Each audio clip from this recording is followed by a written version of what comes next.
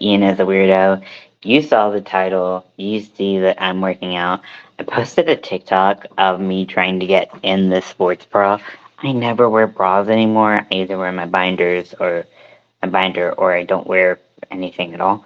So like for me, this is very weird. My boobs are like up here, like to my chin, to one of my chins. And it's like I'm strapped in like a parachute, like a military uh, professional parachuter. This bra is from SheFit. They were really accommodating with my needs as a trans man. I can't wait to get rid of this bra and donate it to someone who needs it because I don't want it. I wish I didn't have to use it, but to work out, I kind of have to because I of my size. So let's just get to walking, and I'm gonna just start on a treadmill. And yeah, we'll do that. I wish I could listen to music, but I literally have no idea where my headphones are. So we're just gonna wing it and hope that the background noise isn't too much. Um, like we have this like music situation right here, um, but I can't play the music, otherwise I'll get a copyright strike. So I'm just kind of like walking and listening to the sound of my own voice, which sucks. But you do what you do, right? So so yeah, I think I might have like, flashed a little nipple, and in the TikTok, but like I'm a dude, like no one cares about dude nipples, but like who knows? Who knows? So yeah, we'll see about that. Uh, yeah, I'm just gonna try to work out a little bit. I'm not gonna try to overdo it because this is my first time working out since my surgery, and I want to be careful about overexerting and running out of spoons too quickly throughout the day. But yeah, so this is just me walking. I have so my family like down here in the basement where we live, like mole rats. There's a lot of workout equipment here. I mean, a fair amount. I think it's pretty good little home gym. Um, and there's like weights and all kinds of stuff that I could do back here. So I don't think I've utilized this room more than like once or twice since we've been here. And so like having a gym like right here, there's really no excuse for not working out. It's just really hard with the dysphoria I experience to work out because I can't like you're not supposed to work out in a binder. And even if you did try to work out in a binder, if you're shaped like me, it's a very difficult experience to do that. So I kind of have to wear a sports bra, and I really, really hate it. Um, but it's just kind of part of the plan until I can get my top surgery, which I can't wait to get. If you're gonna come on here and tell me don't get surgery, don't change my body, whatever, like just get out of here. I don't really have any patience for that kind of talk or behavior because I should be able to live my life how I want, just like you should be able to live your life how you want, as long as you're not hurting yourself or other people. So don't come in here and tell me like that my dysphoria is like whatever. Like it's just is what it is. But I'm really excited to work out a little bit. Like I said, this is my first time working out in a while, especially since I got my gallbladder surgery and my lungs partially collapsed. That was really, really hard because I had this motivation to work out, especially going to like mixed episodes and hypomanic episodes. I want to work out, I want to get that energy out, but it's really hard for me when when I can't breathe fully. And I am pretty congested, but like that's nothing compared to like collapsed lungs, right? Once your lungs collapse partially, like, and you're like a little congested in the nose, you're like, this is nothing. I literally could not take a full breath if I wanted to before. So, you just gotta deal with it. Um,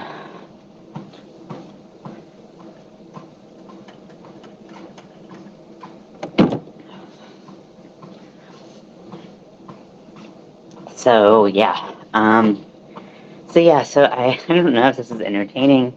I wish I had some music because like I really love listening to music when I work out. I think a lot of people do. It's not super uncommon or unique or anything. But like for me, like I really like to dance on the treadmill. And I don't know if I think I've worked out once or twice on live, and I like listen to music, and you get to see me dance on the treadmill. Granted, so this has like the treadmill has a little ledge that I can put my phone on, so you can really only see my face. But if I turned it like this, like you can see that I like dance a lot more. But I'll be like boop boop boop boop boop boop boop boop, or like whatever, I don't know, whatever music I'm listening to. Like I get into it, and it's very exciting. So it's hard because like I don't have any music, and I can't play any music without the risk of copyright strikes. I'm just like talking to myself. um, if you are large chested like I am, and you are looking for a good quality sports bra that controls the bounce like significantly, I do highly recommend the Sheep Fit bras. Get them on sale, but you can actually like contact like a consultant, and like no matter what is going on in your life, they are very, very accommodating. Like I met the sweetest person. Like we had such a good conversation that this person sent me like a handwritten card after I ordered and was like, "Hey, like it was just really nice working with you, and like I wish you the best, and I can't wait for you to get your top surgery, and I hope this helps you get there." It was just like so sweet, and she was so nice. But because it's called SheFit, like SHEFIT, I was kind of like, I don't know if like they're gonna be able to like accommodate like my needs, and they were really understanding. I was like, I kind of went in, and they're like, well, what do you want in a sports bra? And I was like, I need minimal balance. I need like cover up of my cleavage, like that grosses me out, gives me like major dysphoria. And then I was just like, and I just need it to be like, I need it to be like, I need to be strapped in. Like I showed earlier, like I am strapped in. These are adjustable Velcro straps. There are straps, and I can't do that. I can't turn on the treadmill without probably falling. So, but it like it crosses in the back and really gives me a lot of coverage. But she was really like listening to me and accommodating my needs, because my needs aren't, I guess, like standard for what people look for in a sports bra. Like some people don't mind the cleavage, some people don't need the same level of coverage that I do. And so she was really great. So I can't recommend this company enough. The bras are expensive, like I said. Get them on sale. Like I got this 50% off. I only have one bra because I don't work out that much, to be honest. But they're great. They give you, there's a lot of different sizing. If you don't have a measuring tape, they will send you one. They're a great company, and I can't recommend them enough. So, so yeah, it's a really nice bra. Like, I think if you can get a sports bra from Target or Walmart and have it fit your needs, I don't think that you need to like necessarily spend this amount. But if you are very large chested, or if you have some issues with like compression, then they can be really they can be really conscious of that, and help you out. So I highly recommend it, especially to my trans folks who their body, like they don't always want to embrace certain parts of it. Really, really highly recommend this company. So I had an excellent experience. I will never, ever, ever, ever stop recommending them to people. Um, the thing about being shaped like this is that you tend to have to buy like kind of specialty bras and things like that, because like if you went to like Walmart or even Victoria's Secret or something like that, which Victoria's Secret I hate for multiple reasons. They always make me mad. But like they just don't accommodate the size and the kind of shape of things. Like for me, like it was really important to get something that went pretty far up into the armpit. But I know for some people, their breast tissue doesn't go that far up, but for me it does. So I really needed something that had coverage literally up super far. But I know for Mel, who's also large chested, like she doesn't like when things come up that far. She doesn't have breast tissue there that she needs to stop the jiggle from. So she doesn't like that. She doesn't like wearing my bras or anything. So, yeah.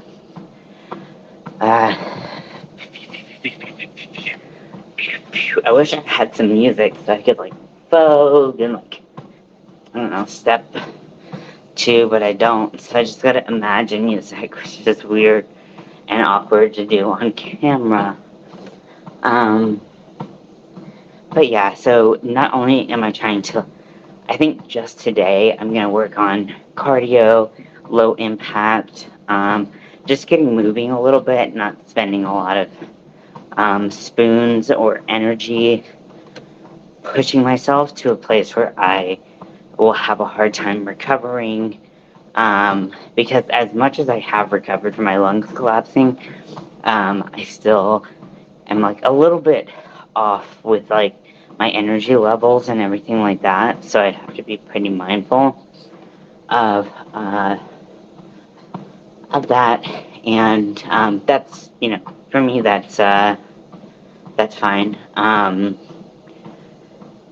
But I don't want to like push myself too hard and put myself in a place where I can't function like I want to. But I do want to lose. I do want to get to a healthier place, and I have changed my diet quite a bit. I don't think I was eating super unhealthy. For me, one of the big issues that I have is I'm on a lot of medication, and about half of the pills that I'm on cause weight gain. And it's really challenging to combat that because you can eat a perfectly healthy diet and still gain weight. And so for me, it's been really challenging to kind of overcome that hump without using like weight loss medication. So yeah, I'm trying to be healthier, especially kind of realizing that my body and my age are catching up to me. Hello, welcome in. And all the lifestyle choices that I've made previous or prior to this, they're coming back to haunt me. So when they removed my gallbladder, it was completely full of gallstones and very like high in cholesterol. And the thing is, I've had blood work done a lot in my life. My cholesterol never pinged as high, like never.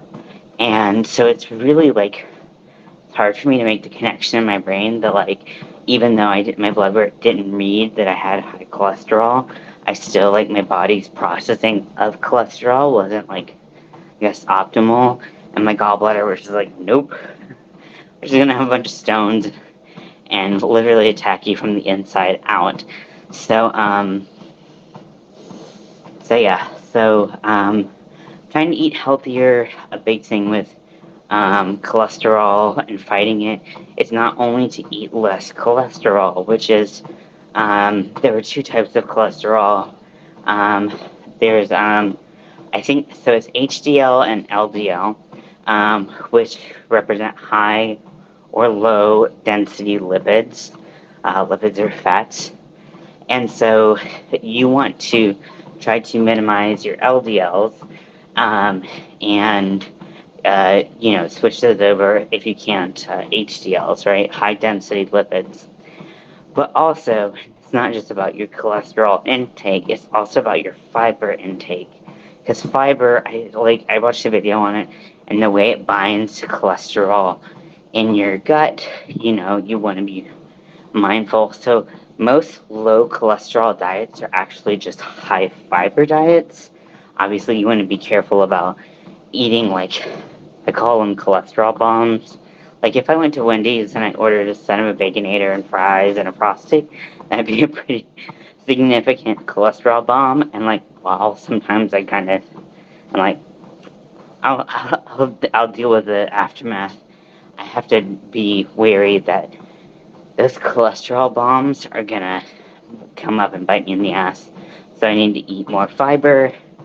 I've also found that pre and probiotics really help me. I know there's some debate on like whether or not they actually do anything, but in my experience, I go in with no expectations, and then I try to use prebiotics and probiotics, and they really do help the processing of that cholesterol in my gut. So I don't know. I think the thing is, there's so much information, and it's really hard to figure out what is like true, And like, you can have like 10 doctors, and they'll give you 11 different recommendations for how to have a low cholesterol diet. Typically, when your gallbladder's out, they just tell you to eat more fiber. They don't even really mention cholesterol. So I'm trying to balance the two, lower my cholesterol levels, which again, my blood work did not say I had high cholesterol. So it was really strange that like I had all these gallstones that were primarily made up of like calcified cholesterol. And then, so it's like nothing was coming back, but I guess everything was just getting stored in my gallbladder. I don't know. And, so, yeah, so I'm eating more fiber, which, for me isn't hard because I like a lot of foods that are high in fiber. Beans. I don't eat many like leafy greens. It's not like a huge fan of them. I think like a lot of it has to do perhaps with my ARFID, but like sometimes I can like put certain dressings on them, and like for some reason it almost like helps me ignore the texture of the greens, if that makes any sense. I'm not quite sure. And also, like, I didn't eat salads and like stuff like that growing up, so it's hard for me to start eating a food that I didn't eat before. But like also like whole wheat, with whole wheat, the difference between a whole wheat grain and a processed grain, from what I understand, and like I said, this is just knowledge that I picked up along the way. I hope it's true, but like so the difference between a regular or like a processed grain and a whole wheat grain is that to get from whole wheat to processed, you have to remove I think it's the bran on the outside, and the bran is what has all that fiber in it. Fiber keeps you fuller for longer. It helps regulate your digestive system. It's so good for you in so many ways. Yes, you can overdo it, just like with anything. But if you just eat processed food, then you don't experience a similar level of fiber. It goes straight to carbohydrates, which gives you that quick bump of energy and brain function and all that stuff. Carbs are important to have in your diet. You can't just like not have carbs. It's not good for your brain. Your brain needs carbs to function. And I learned all this in treatment. Like one of the treatment centers I went to, they had a nutrition class that we went to, like maybe once a week or twice a week. We'd also like learn how to cook, which was really helpful for me to like learn how to cook in like a safe space, because cooking is very overwhelming for me, and I get into like an ADHD panic where I'm like, there's too much stuff. Like gathering all the supplies you need to make something, nerve-wracking. And once you have all of the supplies in front of you, nerve-wracking because you're like, what do I do first? You're all out of order. You're all out of sorts. Even if you're following a recipe, half the time they skip a step or two or three. And then, like, you make the stuff, you hope it's cooked enough, but not too much, and all of this stuff. And then, you, you cook it, you plate it, you hope it tastes good and doesn't kill anyone. I'm so nervous about killing Mel with my cooking. I can't even explain it to you. Like, for me, like, food, like, this is part of my, like, food trauma, is that, um, like, I'm really worried that I will cook something and someone will get sick and potentially die. Because, like, that happened to me so much growing up. Not me cooking, but someone else cooking. And, like, I would get sick and no one would care. And no one would change what they were doing. It was just a mess.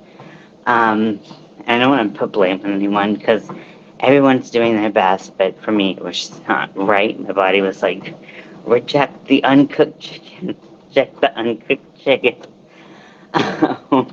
or whatever. But so I'm really nervous about cooking. So it's like, is it cooked enough? And then you gotta make sure it's not cooked too much because it's dry and tastes like shit. It's like eating bark. And so you gotta worry about that. And then, boom, boom, boom, boom, boom, you have to clean up the kitchen. And that is a nightmare for me because I get very, like, I have like a sensory overwhelm of like all the things I pulled out when I was getting my supplies and when I had to go back and get more supplies, more supplies, and more supplies. Then I have all this stuff laid out and I'm like, how do I put this back? Where do I start? What do I do? How do I, like, put things in groups? So this needs to go to the fridge, this needs to go to wherever, right? And so, like, I have really, like, a lot of anxiety surrounding that. And then the final thing is putting my cooking supplies and the plates we used or forks we used or whatever, putting them in the sink. I have super high anxiety around the sink. And, like, I know if you didn't experience food trauma or food insecurity growing up, that some of these things might sound like absolutely bonkers, and you might be like, why are you nervous about going to a sink? But for me, it's about, like, where were safe places, and all of these weren't safe places, if that makes sense. So for me, it's like I've had to talk with Mel and be like, hey, like, how do I do this? Because the sink honestly scares the fuck out of me. And if there's stuff in the sink, I don't feel comfortable putting my hands below the threshold of the counter. Like, it makes me very, very, very nervous. It makes me want to just, like, jump off a cliff. So, yeah. I know that might sound weird, but that's me. So cooking is really challenging for me, but I want to start being more responsible about my food intake because they're my food restrictions, they're not Mel's food restrictions. And it's important for me to take responsibility for my own food restrictions, while also not traumatizing myself more, to be more scared of the things that I'm already scared of, and to handle that anxiety that comes with making food. So, yeah, I mean, like I said, I know a lot of this might sound really weird if you haven't experienced, like, a similar situation with, like, a bunch of rotten food that makes you sick, food that isn't safe to eat, and also, like, sinks and, like, places that you classify as dirty. All of that stuff, I understand that might be really weird for some people. Some people enjoy cooking so much. Mel loves cooking, but she's also very tired from work. So it's really challenging for her to keep up with all my dietary changes. And I want to help, but I'm so nervous and overwhelmed that I just kind of shut down. So, hoping to be better, take better care of my body, You know, I have a goal to lose weight. I think with an eating disorder, people get really nervous about talking about losing or gaining weight because it puts even more restrictions. And the more you think about food with eating disorders, generally the worse your eating disorder gets. So people don't like, I've had nutritionists and dietitians, and like, no one wants to help me because they're like, you have an eating disorder, like, we don't want to talk about food stuff. But for me, I want to get surgery, and it's important that I lose some weight to get that surgery. Like, it's a requirement for some of my surgeries. So, yeah, I don't know. I know I just kind of rambled.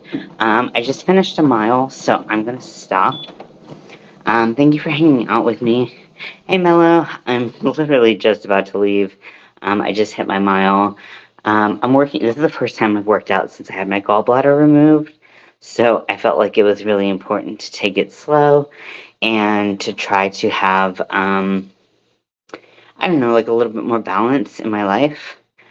And then also focusing on like food, dietary changes, weight changes, stuff like that, while also overcoming anxiety and PTSD and shit around like the kitchen and food and stuff like that. It's very complicated, very annoying. If you ask me, I really wish that things were just easier. Um, I talked about it in the beginning, I'm wearing a heavy. It's basically like the tank of sports bras, and it's by a company called SheFit, SHEFIT. They're a great company, especially if you're larger chested. And sorry, my throat is like, it's not that I'm out of breath, it's that my throat is super dry from talking and working out. And I didn't drink enough water. But but yeah, so there's like a lot of stuff going on with my health and stuff like that that I want to kind of get ahead of because, you know, I'm 32 and, you know, that's not old by any means, but you're kind of at that tipping point of like all the things that you've done when you're younger start to catch up with your body, and your body is no longer like, yeah, you can do whatever you want. You know, and some people never experience that. I do understand that that's like a level of privilege that I perceive in my life, but for me, I have to like, all the things are catching up now, and I really need to take better care of my body so that I can get what I want out of my life. You know, it's like a big deal.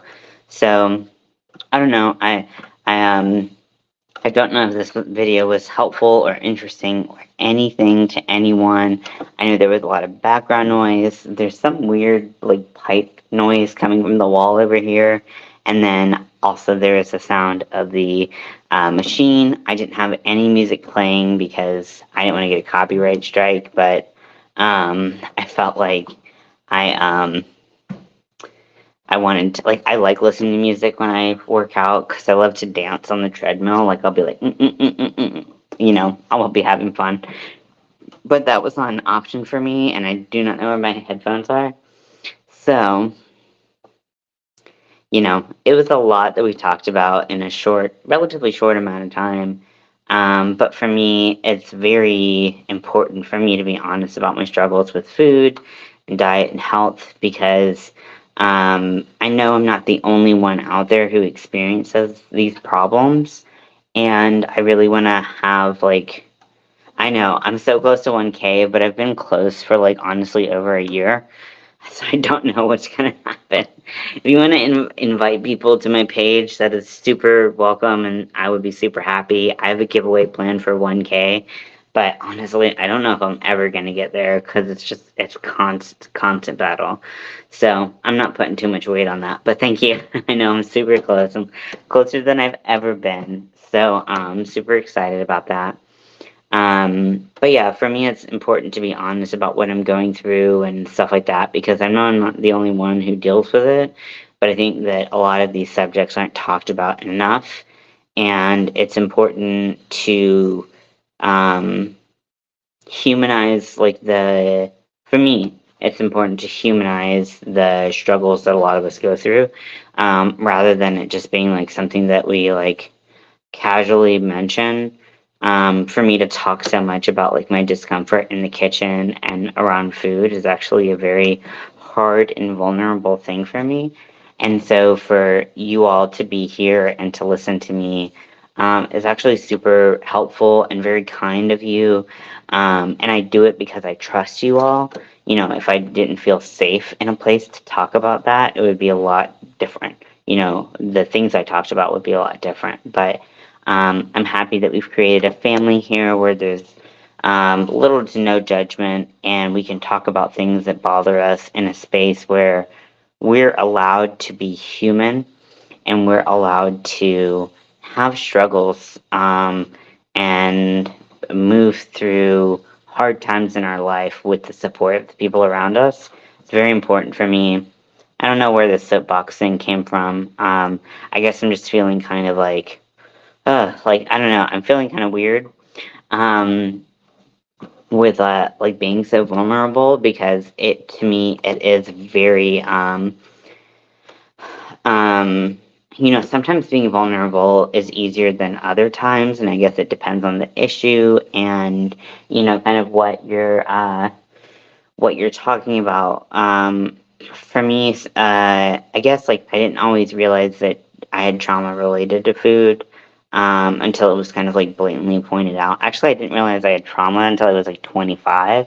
I just thought that that was what everyone experienced, and so it was really challenging for me to like come to terms with that's actually what trauma was and not minimize it. And so to take a step further and be like, wow, I have this trauma that like maybe is like a little bit more unconventional, maybe is a little bit more specific to my situation and isn't that a lot of people don't experience. For me, it's important to share that while also not blaming the people in my life who caused that trauma because they were just doing the best that they could. I do go to therapy. I go to a lot of therapy, and I just got out of an IOP. Like literally, my last day was Monday. So I do go to therapy. I have been in therapy for a very long time. It's hard because I have so many issues that sometimes it's hard to get to root causes because I'm constantly in crisis. Ever since I got my concussion in 2019, my bipolar has just been like on a whole nother level. So um, for me, it's like I need therapy. I probably need group therapy. I definitely need couple therapy, and then like I don't know. I'm also thinking potentially my doctor recommended or just recommended that I look into it, like transcranial magnetic stimulation or TMS, which basically is kind of like those hair dryers that you see at like a hair salon, but it uses magnets. It's kind of like an MRI machine to do something chemically to your brain. Um, I don't know exactly how it works. I know it has either been approved by the FDA for depression or it has shown good results in depression. So they sometimes use it for people.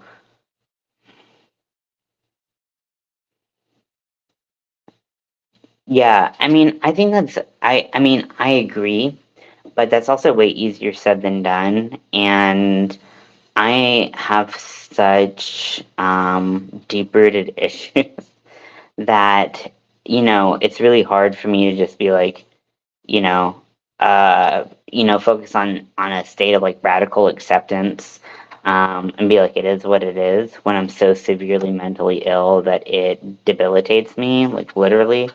So, and then my ADHD mixed with my bipolar, meditation is just very rarely an option for me. I do some things mindfully, and that helps me, but I can't just sit down and meditate. It's just not for me. I've tried it many times. Sometimes I can do it if I'm on like a really, really good day, but like for me, you know, I just like, you know, my special combination of mental illnesses definitely presents a specific challenge that I've had a really hard time finding therapists and things like that because sometimes we can address one of my 10 mental illnesses, but we can't always get to like the full picture because everything's so intertwined and convoluted that it makes it really hard to treat my stuff and not to be like, oh, I'm untreatable, like me. But just like that's kind of the reality of my situation is that it's been really hard for me to deal with that kind of thing. So yeah, so for me, I think that filling my time doing things that keep my brain and my hands busy, like crocheting, are really positive for me. I found really that is my most like helpful mental health tactic is to crochet.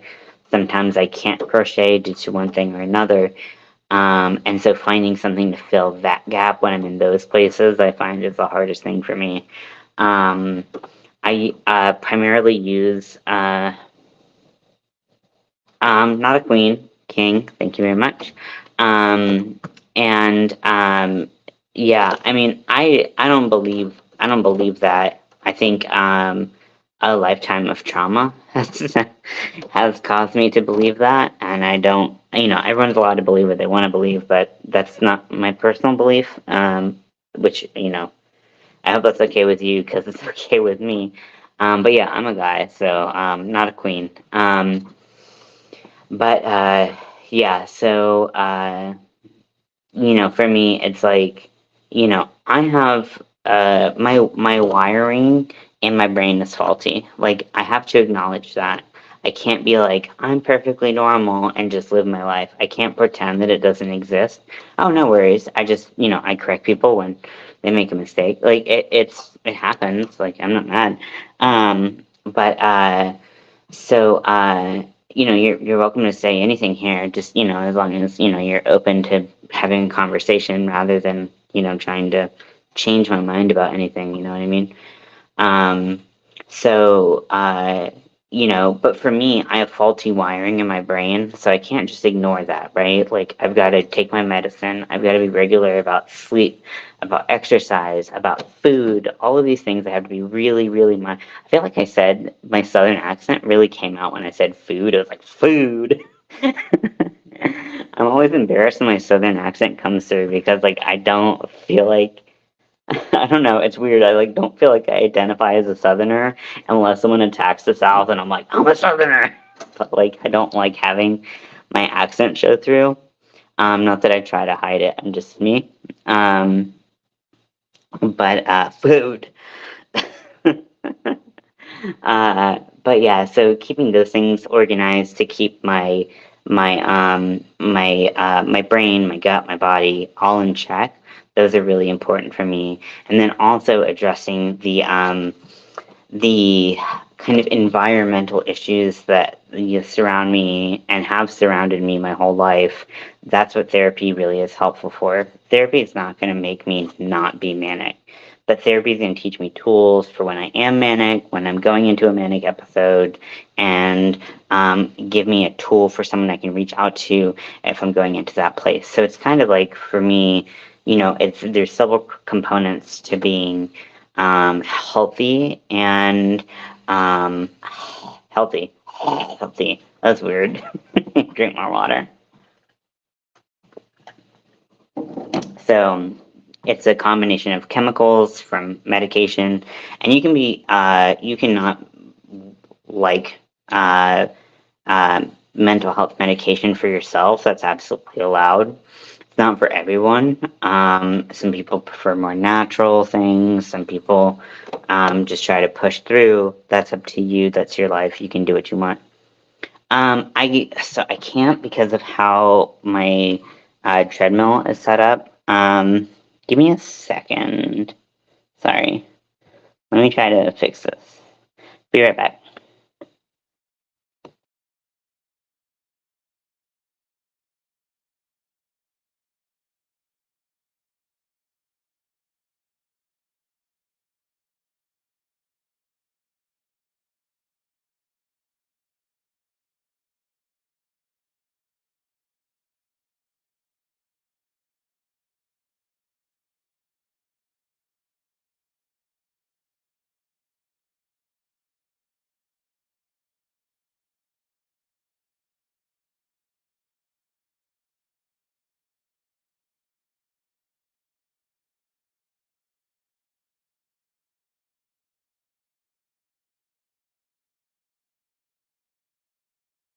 Sorry, trying to rearrange everything because I was in a different room. 1 second. Thank you for being patient.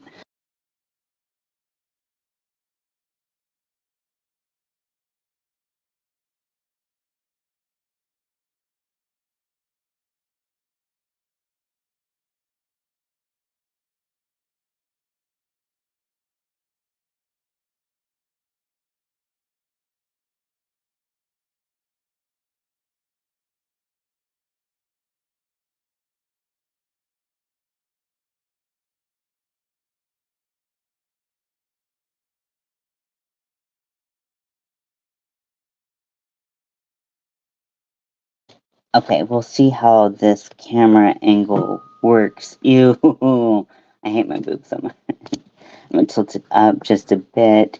That's a little bit better, but still you can see the width here, but it is what it is. So splitting cords of wood for a workout, I promise it will be far more beneficial than what? Have an amazing day. I do appreciate workout advice. So for me right now, I'm actually recovering from my gallbladder surgery and my and uh, partially collapsed lungs. Both my lungs are partially collapsed after the surgery. So I'm trying to ease back into it. I have seen a bunch of videos. I think this is what you're talking about, where people split wood, like for firewood and stuff like that. And it does look like an amazing workout, especially for your upper body and your core and things like that. So it does seem cool. I don't really have like space to do that. But that sounds really cool. I also like, I don't know, so like I'm getting back into it, but for me there's it's primarily about losing like belly fat for the surgery that I want. Um because I actually like being a little bit thicker. I don't think I need to be as thick as I am now, but I actually like having some just like natural meat on my bones. But for the surgery that I want, I have to get down to a pretty low weight, just due to the fact that it is kind of required for healthy healing. And so they won't even do the surgery if you're not down to a certain BMI, which when you're 5'2", like I am, BMI is not your friend. Actually, when you're AFAB, assigned female at birth, it's BMI is not really your friend, just period. Um, Even though they adjust it, it's not great. It's a pretty like superficial number that doesn't really discuss anything about the health that you have. So for me, getting these, how much is the surgery? So for me, my insurance thankfully covers quite a bit of it. So I don't know true cost, and also true cost is so hard to determine due to the fact that each medical system will have their own what's called a charge master, and that will have a price that they increase every year or every 2 years for how much things will cost. And this takes into account that insurance generally overpays for the true cost of the surgery. So the charge master is really high. And then people who self pay get really screwed because they're paying this artificial price that doesn't make any sense. That's why IV bags are so like outrageously expensive. So true cost, I'm not quite sure. I could probably find that out. Okay, let me see. Sorry, it's hard on my phone. Um, I'm 57. Can I just, like, make this full screen? Sorry. Um, let's see. Maybe I'll get rid of the overlay, and maybe that'll help. And increases endurance. Nice, yeah. I mean, I definitely, like, for me, like, I don't live in a place where like I would have access to that, and even if I did split wood, I don't really know what I would do with it. I do live close to the woods, But there are a lot of snakes there, and I know that it's winter time, so the snakes aren't as much of an issue. But for me, I'm still very scared. I don't like we have like because it's the woods and then there's a creek and so there's a lot of like snake breeding and like copperheads and stuff like that. So it makes me very nervous. But yeah, it does seem like a great workout. Like I'm not denying that it's a great workout, but it's just not something I can do right now. And also the thing is like. Yes, like muscle, from what I understand, muscle does burn fat, but it also weighs more than fat. And because I'm going for BMI decrease, which is, and like they won't waver on the BMI. So it's like, it's not like they can be like, oh, well, you're very muscular. We're going to take that into account. Like, no, because insurance is involved and literally like the success of your surgery is involved. It's like, it actually discourages you from gaining muscle because your weight, like BMI, just involves your weight and your height, and that's it. Um, so it's very difficult uh, to gain muscle and have your BMI be low. So I do think I mean it sounds super fun. I do think it would be cool to do, but probably after that surgery. Yeah, the true cost of surgery is very dependent on the hospital system.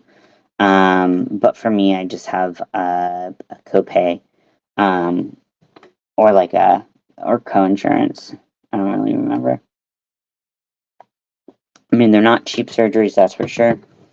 Um, but they are life-changing and life-saving, right? Because when people experience gender dysphoria, they're at a higher risk of self harm and SI and things like that. So this really is life saving surgery. So when you think about the overall cost and the quality of life improvement, it does make a really big difference to a lot of people, and I think it would make a big difference to me to have that be a part of my life. And I was supposed to have surgery, my top surgery, in October, but there was some complications to that due to my mental health. So I'm really trying to keep a lid on my mental health as much as possible, which is really difficult because my brain and my body have a tendency to be like, oh, something's coming up where you need to be mentally healthy. Let's just like lose our shit, right? And for me, that has been something that has been very like hard to cope with. Like it was very hard to cope with. I had to go into an IOP, which is intensive outpatient program, because I could not deal with it, and I was seriously thinking of what do the kids say now? Unaliving myself. So I know we've talked a lot about physical health and stuff like that. I think the key is one, diet, and getting over some of those hurdles that I have with my dietary restrictions, healing from psychological trauma that I've experienced around eating, around food, around the kitchen. And, like I said, if you haven't experienced that type of trauma, maybe it sounds very silly to you, but to me, it is so raw and so real and something that I've never dealt with before that I'm really struggling to dial back that anxiety. And then another part is incorporating more exercise. Being disabled and having agoraphobia, it is very, very, very easy to sit in your house and just shut out the rest of the world and to be very sedentary. So it's important for me to start building up my physical endurance, my physical health, while also not pushing myself too far at one time. Like I said, this is my first time working out this year because I had surgery at like the 28th or 29th of December. So, and my lungs collapsed. And so it's been a very, very challenging time in my life. Um, and, you know, it's been enlightening in a lot of senses, but it's also been very scary and very difficult for me as well. So working on my physical health, increasing my endurance while not pushing myself too hard so that I actually take steps back, are that's really important for me, to have a